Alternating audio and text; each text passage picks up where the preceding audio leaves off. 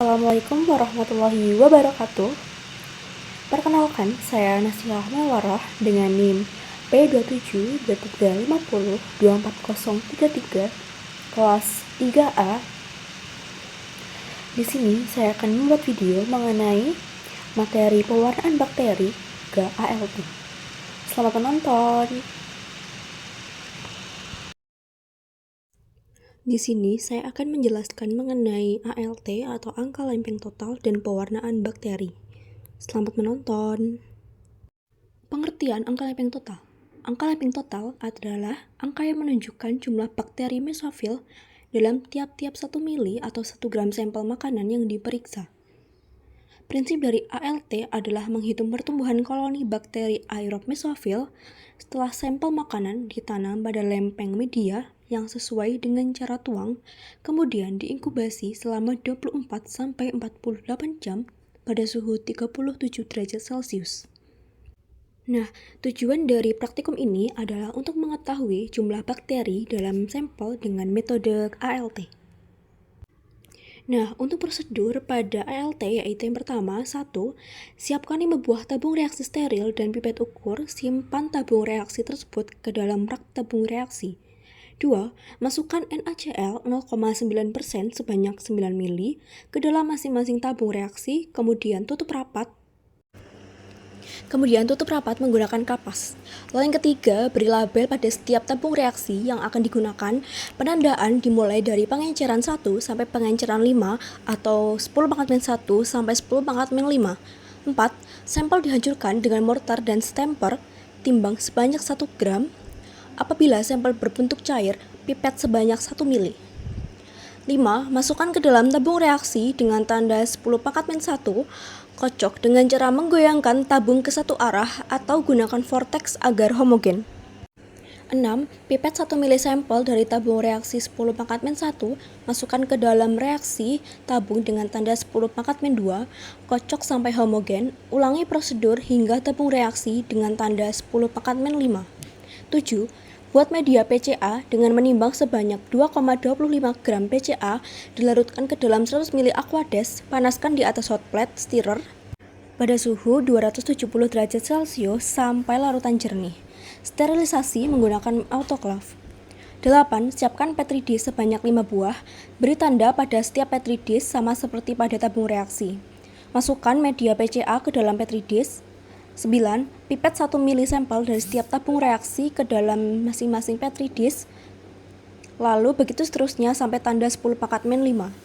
Yang terakhir, putar petri dish searah jarum jam sebanyak 5 kali, kemudian berlawanan arah jarum jam sebanyak 5 kali, atau membentuk angka 8 sebanyak 5 kali. Setelah itu, inkubasi pada suhu 37 derajat Celcius selama 24-48 jam. Nah, bagaimana sih cara untuk menghitung ALT? Jadi, ALT memiliki rentang yaitu 30-300 koloni. Jadi, cara menghitungnya yaitu, misal rentang kita adalah 30, maka rumusnya seperti ini. Jumlah koloni dikali 1 per faktor pengenceran. Semisal 30 dikali 1 per 10⁻⁻1, karena 10⁻⁻1 adalah faktor pengencerannya. Lalu materi yang kedua adalah pewarnaan bakteri. Selamat menonton. Tujuan utama dalam pewarnaan bakteri adalah meningkatkan kontras, mempermudah pengamatan di bawah mikroskop, dan membantu identifikasi bakteri berdasarkan bentuk, ukuran, struktur, serta sifat fisik dan kimianya. Pewarnaan gram adalah pewarnaan diferensial yang sangat berguna dan paling banyak digunakan dalam laboratorium mikrobiologi, karena merupakan tahapan paling penting dalam langkah awal identifikasi. Pewarnaan ini didasarkan pada tebal atau tipisnya lapisan peptidoglikan di dinding sel dan banyak sedikitnya lapisan lemak pada membran sel bakteri. Jenis bakteri berdasarkan pewarnaan gram dibagi menjadi 2, yaitu gram positif dan juga gram negatif. Bakteri gram positif memiliki dinding sel yang tebal dan membran sel yang selapis.